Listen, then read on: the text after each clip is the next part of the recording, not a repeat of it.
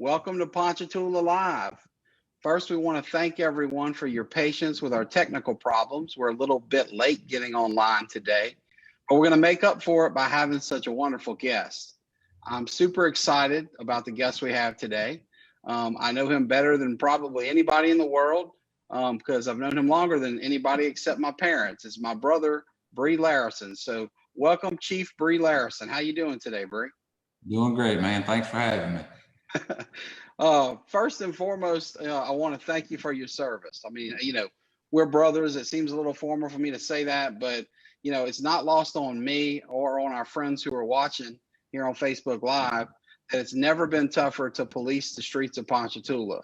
So you, your men and women that you work with, Ponchatoula.com and me and our whole gang on this side of the video, just want to say thanks. We know you guys are doing great work out there during really, really tough times. Thank you very much. Why don't you tell us a little bit about yourself and what you guys have going on? It's busy times. You've got hurricanes whizzing by. You've got big events coming up. Trick-or-treating's on the horizon. But how are things going at the police department right now? Everything in the city's been very good. We've been blessed. This is the third hurricane in the last month and a half that when it started out, it was coming straight for us. The first one turned to the west and hit the Lake Charles area.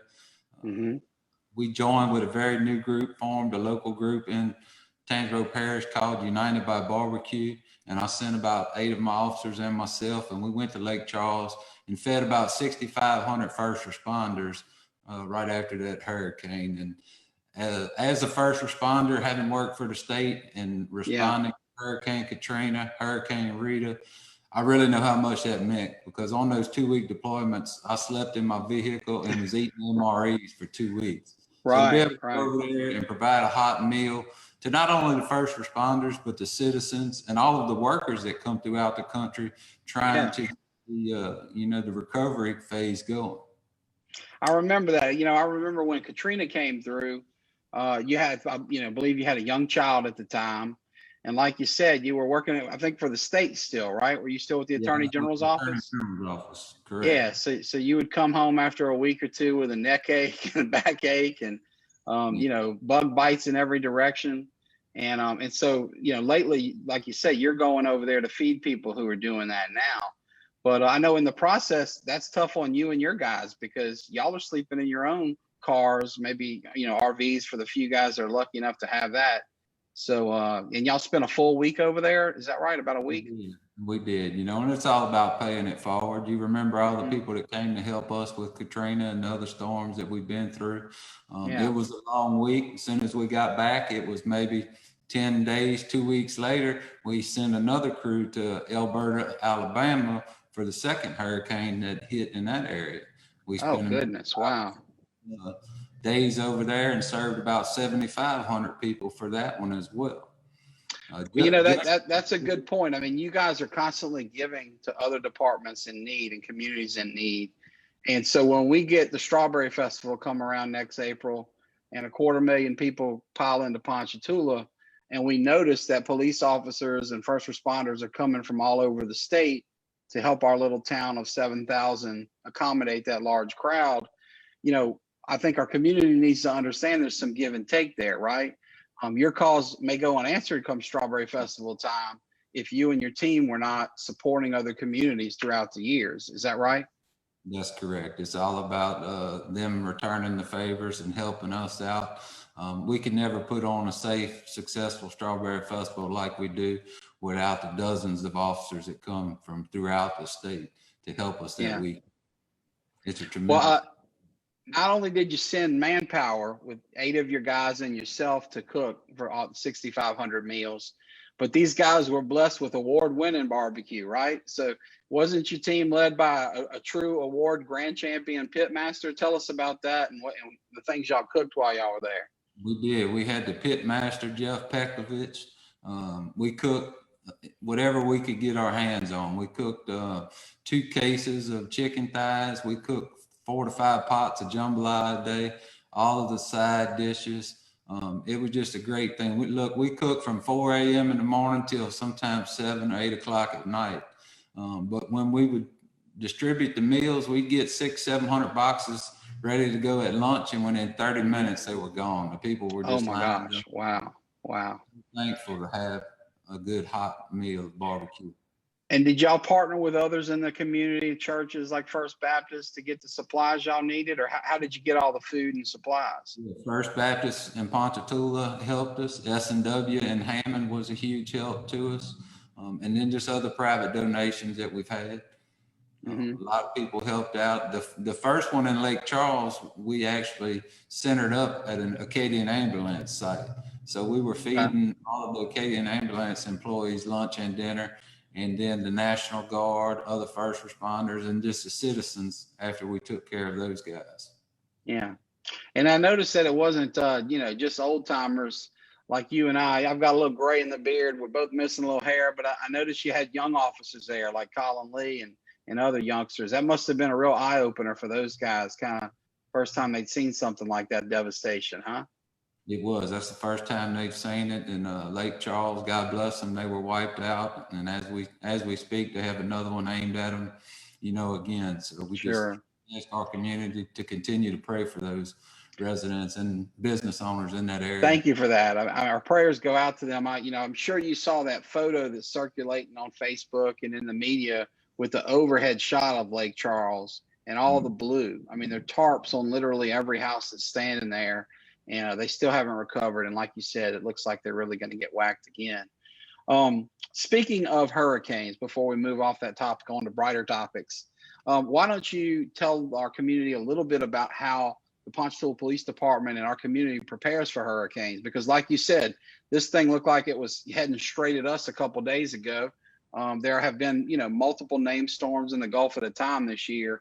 This won't be our last rodeo. So for folks that are new to the community or folks that just need a refresher, what should our people be doing to get ready for hurricanes? And what do y'all do to prepare the department for hurricanes? The main thing we do is stay in communication with all of our state, parish, and local officials, attend all of the planning and preparation meetings. Obviously, we stock up on supplies, we buy bulk fuel. And if a storm starts to look like it's headed our way, we'll start meeting immediately. We'll get on the phone with the parish calls, with the GOSEP, and a meeting with all of Ponchatoula department heads, just making sure that everybody has everything that they need and everybody's on the same page. That's great. That's great. Let's turn our attention to brighter topics now, because that's a scary one, hurricanes.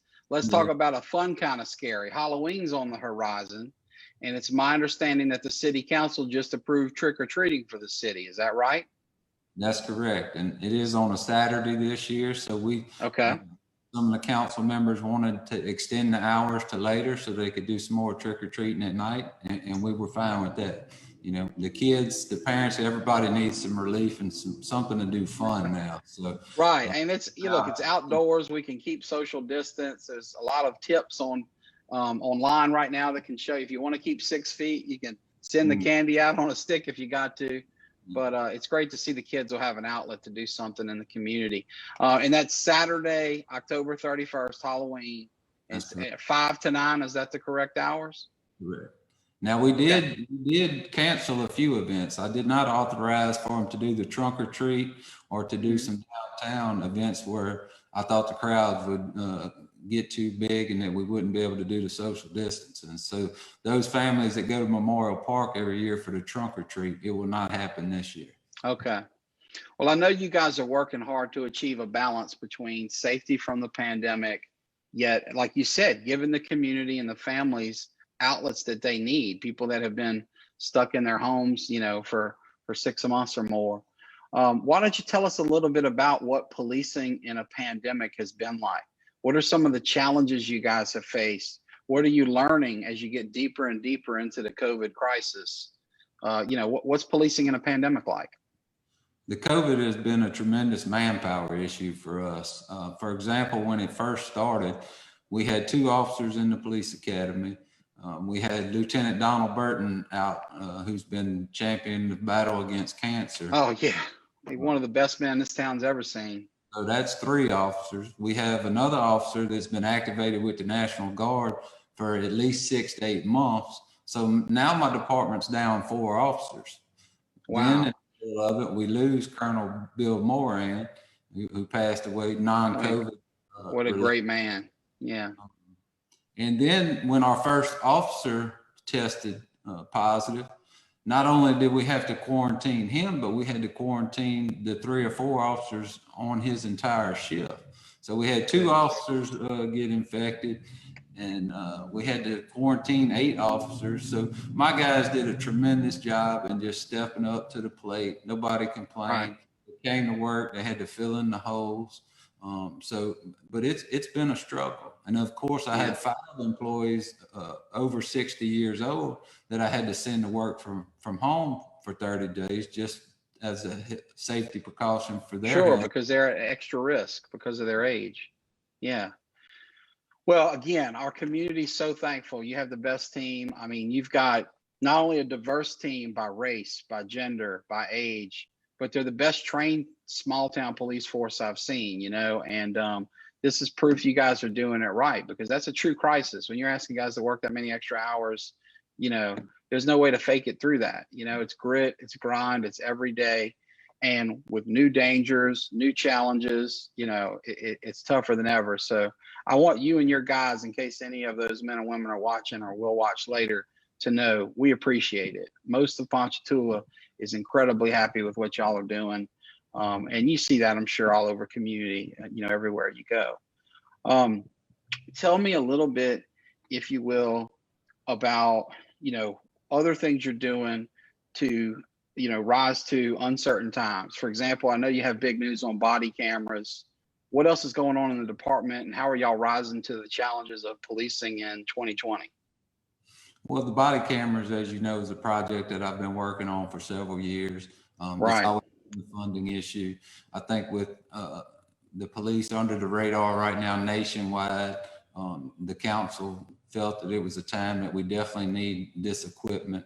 It's a win-win for everybody. It's great for the citizens. It protects them. It protects my officers. We'll have digital evidence. And most importantly, what most citizens don't realize, the taxpayers, is a huge cost savings, because just with these lawsuits these days, $5-15 million, one incident caught on camera now could save our taxpayers millions of dollars. And that's going to be very beneficial to us. So we're saving money, we're collecting evidence, all while you're increasing accountability and transparency. Like you said, that sounds like a classic win-win. That's great. And they're great to use for officer training as well. Great to know. What about the Night Out Against Crime? That's an upcoming event. Would you tell us about that? That's an event that Crime Stoppers puts on every year. It moves throughout the parish. We host it in Memorial Park sometimes, but we bring every law enforcement agency in the parish together, and we meet with the public, and we go over neighborhood watch. We go over the most recent phone scams, email scams, put out a lot of good information to protect our seniors.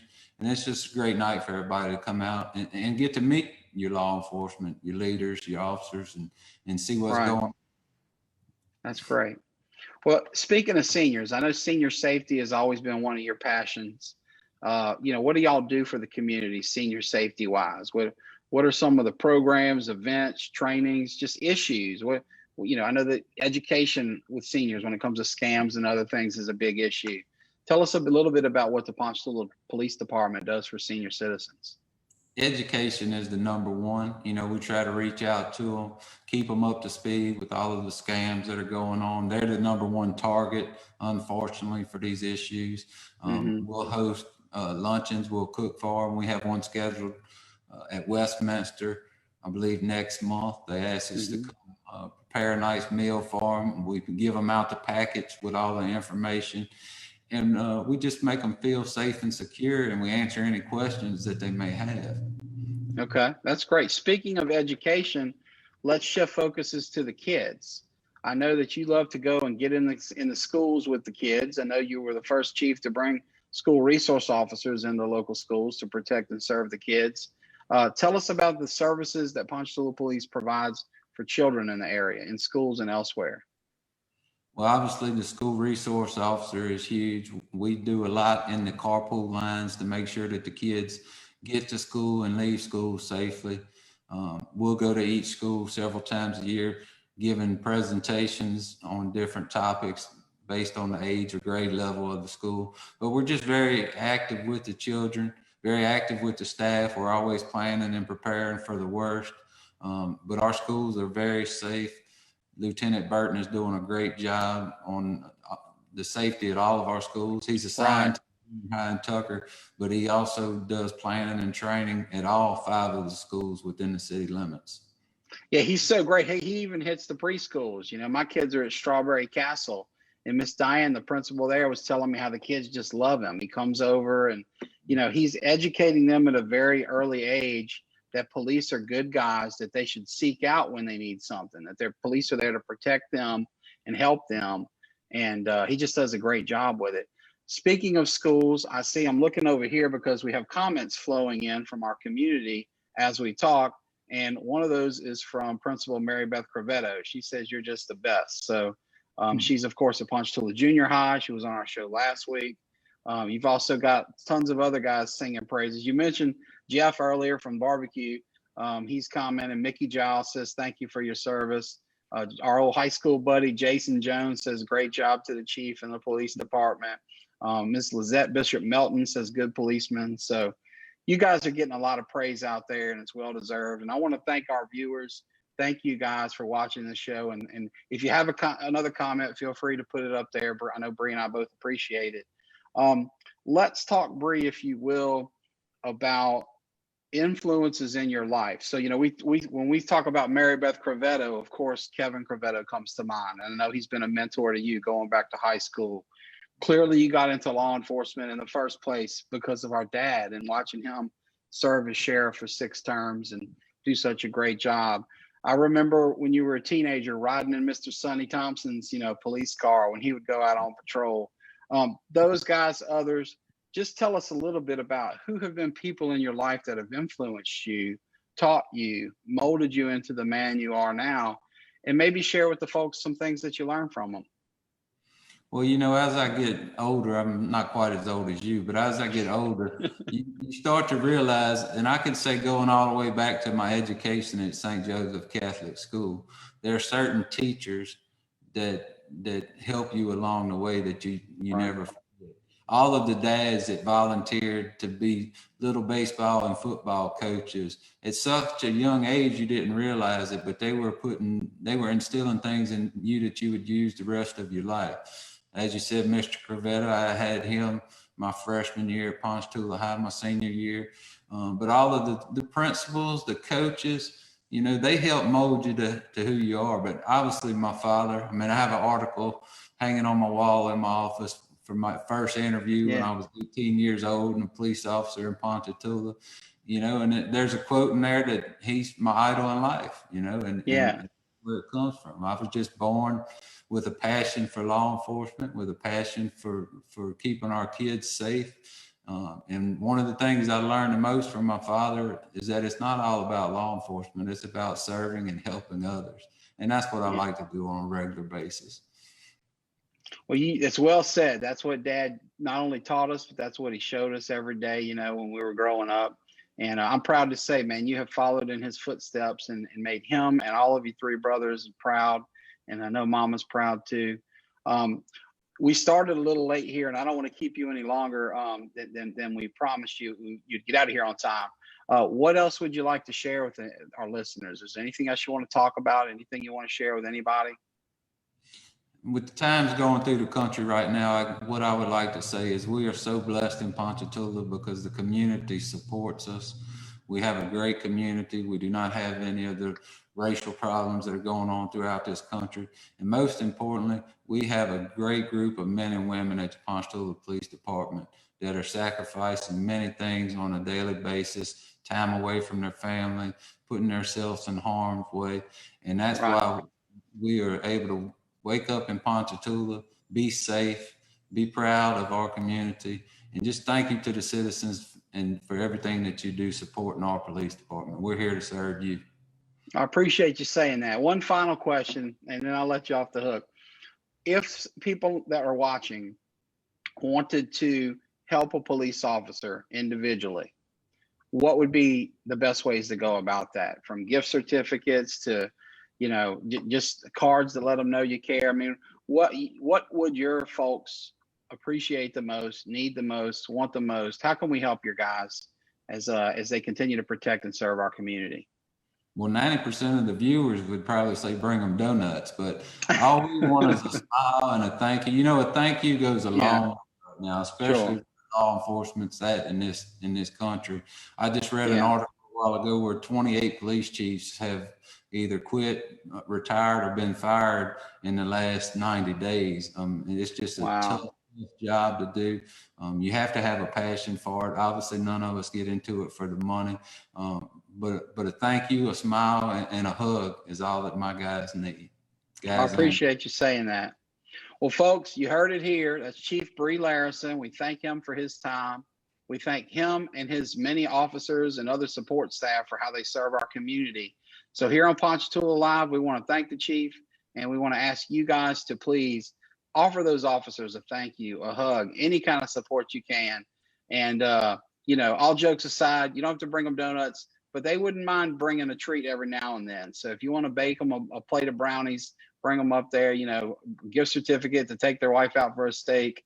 We should show them some support as we do teachers and all of the other underpaid public servants. So thank you all for your time. This has been Ponchatoula Live, and we will see you next week at 3 o'clock. Thank you.